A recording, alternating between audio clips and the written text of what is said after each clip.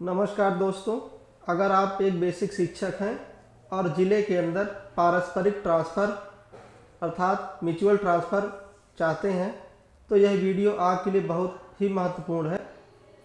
इस वीडियो के माध्यम से आज हम जानेंगे कि म्यूचुअल ट्रांसफ़र के नियम क्या हैं, कैसे आवेदन करें और किन किन शिक्षकों को प्राथमिकता मिलेगी। साथियों, इस वीडियो में आज हम सारी चीज़ें क्लियर करने वाले हैं। अभी हाल ही में कल म्यूचुअल ट्रांसफ़र से जुड़ा आदेश जारी हुआ है। कल यानी 12 मार्च 2025 को परिषदीय प्राथमिक और उच्च प्राथमिक विद्यालयों में कार्यरत अध्यापकों के अंतः जनपदीय पारस्परिक ट्रांसफ़र के संबंध में सचिव बेसिक शिक्षा परिषद द्वारा जो आदेश जारी किया गया है। तो साथियों, म्यूचुअल ट्रांसफ़र के में आगे बढ़ने से पहले आइए जान लेते हैं कि म्यूचुअल ट्रांसफ़र है क्या, पारस्परिक ट्रांसफ़र क्या होता है। साथियों, पारस्परिक ट्रांसफ़र का मतलब है कि दो शिक्षक आपसी सहमति से अपने कार्यस्थल यानी स्कूल को बदल सकते हैं, लेकिन यह ट्रांसफ़र उसी ज़िले के अंदर होना चाहिए। क्योंकि नाम इसका अंतर जनपदीय ट्रांसफ़र है, इसलिए यह ज़िले के अंदर का ही ट्रांसफ़र है और यह सुविधा खास तौर पर उन शिक्षकों के लिए फ़ायदेमंद होती है जो अपने घर या सुविधाजनक स्थान पर जाना चाहते हैं। साथियों, ट्रांसफ़र की बाट जो रहे शिक्षकों के लिए एक राहत भरी खबर है कि शासन ने अंतर जनपदीय ट्रांसफ़र का आदेश जारी कर दिया है। इस आदेश के तहत अब शिक्षकों के ट्रांसफ़र आसानी से हो सकेंगे। काफ़ी समय से म्यूचुअल ट्रांसफ़र ज़िले के लिए शिक्षक साथी पूछ रहे थे कि अंतर जनपदीय ट्रांसफ़र कब होगा, और इसके संबंध में आज हम पूरी प्रक्रिया आपको बताने वाले हैं कि अंतर जनपदीय ट्रांसफ़र की रूपरेखा क्या होगी, कैसे ये ट्रांसफ़र किए जाएंगे और इन ट्रांसफ़र में नियम क्या होंगे। तमाम सारी चीज़ें हैं जो इस वीडियो के माध्यम से हम क्लियर करने वाले हैं। तो दोस्तों, इस वीडियो में बने रहिएगा और जो टॉपिक हम इसमें कवर करने वाले हैं वह टॉपिक है पारस्परिक ट्रांसफ़र के नियम, आवेदन प्रक्रिया और ज़रूरी दस्तावेज, ट्रांसफ़र ऑनलाइन होंगे या ऑफलाइन, साथ ही किन शिक्षकों को म्यूचुअल ट्रांसफ़र में वरीयता मिलेगी और इस ट्रांसफ़र की टाइमलाइन क्या होगी। टाइमलाइन मतलब कब ट्रांसफ़र ये किए जाएंगे और इस पे जो समिति बनेगी उस समिति के क्या रूपरेखा रहेगा, इस पर भी हम बात करने वाले हैं। साथियों, अभी हम बात करते हैं स्थानांतरण समिति की रूपरेखा क्या रहेगी। तो दोस्तों, स्थानांतरण समिति जिले में अंतर जनपदीय ट्रांसफ़र को सकुशल संपन्न करने के लिए बनाई जाएगी, जिसके लिए सचिव बेसिक शिक्षा परिषद का आदेश पत्रांक 925 से 18/004-2024-25 दिनांक 12 मार्च 2025 का है। इसके अनुसार अंतर जनपदीय पारस्परिक ट्रांसफ़र प्रक्रिया जनपद स्तर पर समिति के माध्यम से कंप्लीट होगी,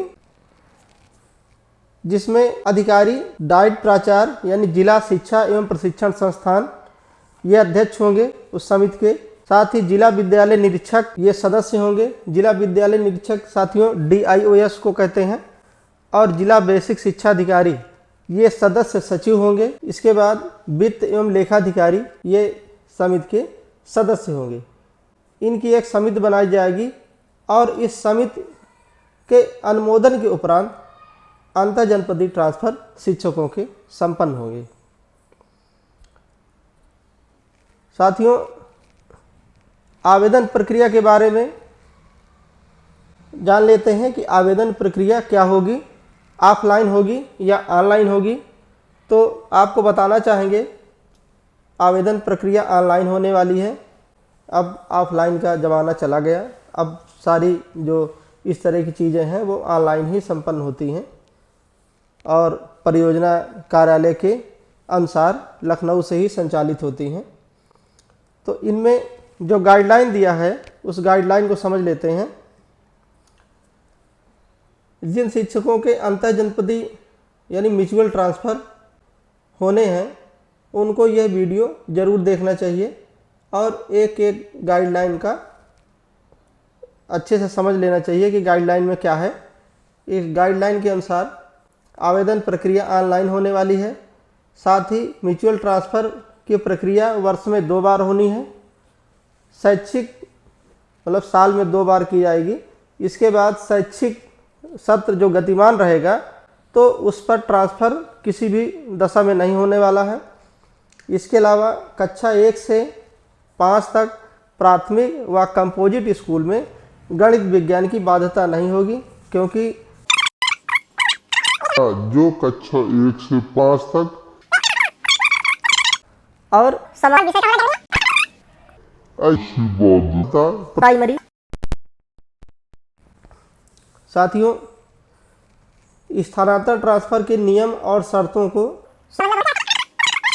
उन शर्तों को समझ लेते हैं, क्योंकि जब आप शर्तों को बेहतर समझ पाते हैं तभी आप आवेदन पत्र आपका सही होगा और ट्रांसफ़र आपके लिए और आसान हो जाएगा। तो नियम व शर्तें क्या हैं ये समझ लेते हैं। नियम व शर्तों में प्राइमरी टीचर के लिए सब्जेक्ट मैपिंग नहीं किया जाना है। विषयवार वर्गीकरण जिसको सब्जेक्ट मैपिंग किया जाता है कहा जाता है, तो वो नहीं किया जाएगा।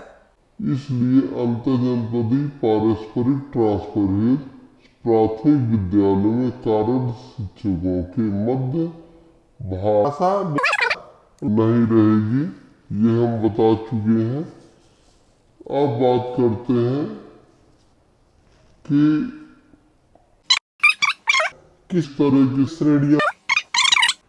प्रधानाध्यापक प्राथमिक विद्यालय के साथ म्यूचुअल ट्रांसफ़र होना है और सहायक अध्यापक प्राथमिक विद्यालय का सहायक अध्यापक प्राथमिक विद्यालय के साथ म्यूचुअल ट्रांसफ़र होगा। इसी तरह सहायक अध्यापक उच्च प्राथमिक विद्यालय का सहायक अध्यापक उच्च प्राथमिक विद्यालय के साथ म्यूचुअल ट्रांसफ़र होगा और प्रधानाध्यापक उच्च प्राथमिक विद्यालय का प्रधानाध्यापक उच्च प्राथमिक विद्यालय यानी जूनियर हाई स्कूल का जो है म्यूचुअल ट्रांसफ़र किया जाएगा।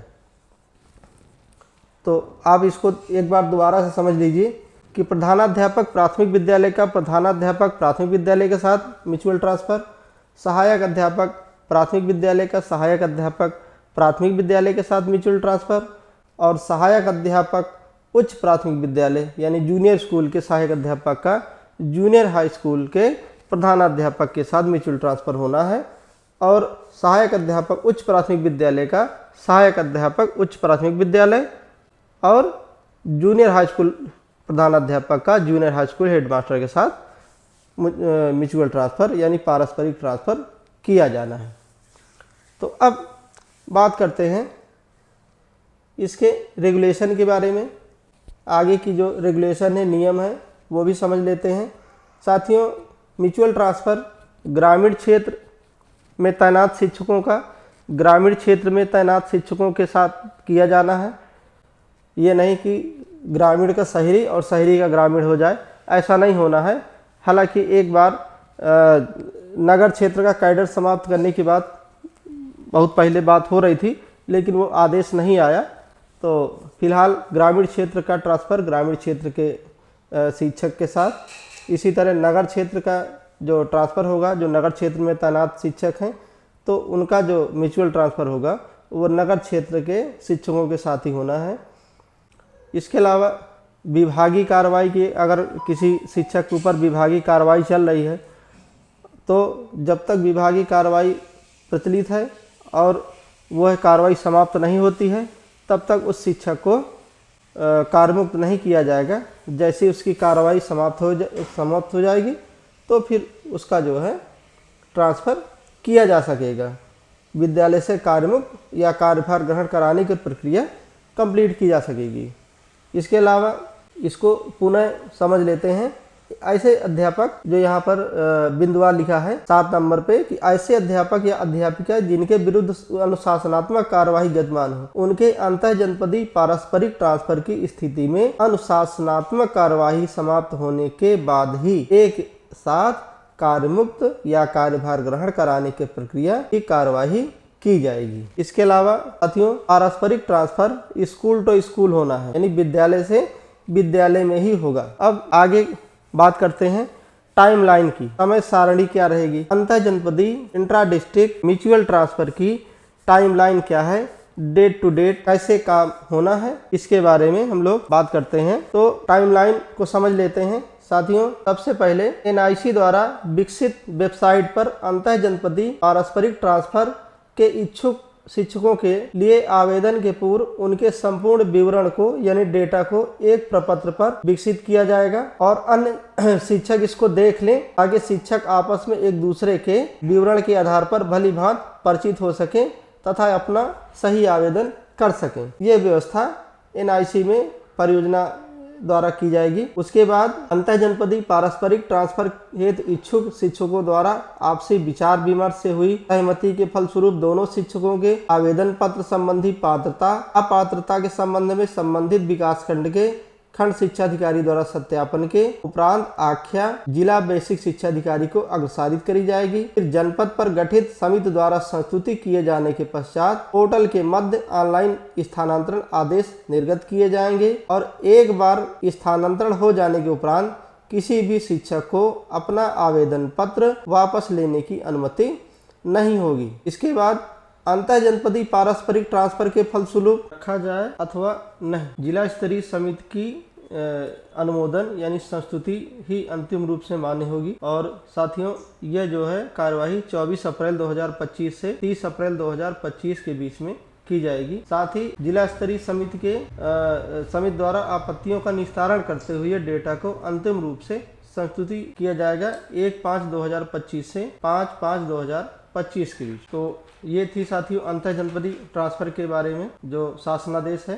शासनादेश में वर्णित व्यवस्था के अनुसार जो है जो कार्यक्रम निर्धारित हुआ है। पूरा वीडियो उम्मीद है आपको समझ में आ गया होगा कि अंतर जनपदीय ट्रांसफर किस तरह होना है और किस तरह आवेदन प्रक्रिया की जानी है, और यह आपने भली भांति समझ लिया होगा। पूरा वीडियो देखने के लिए आपका धन्यवाद। इस वीडियो को अधिक से अधिक शेयर करें, अपने साथियों को लाइक करें, सब्सक्राइब करें। धन्यवाद।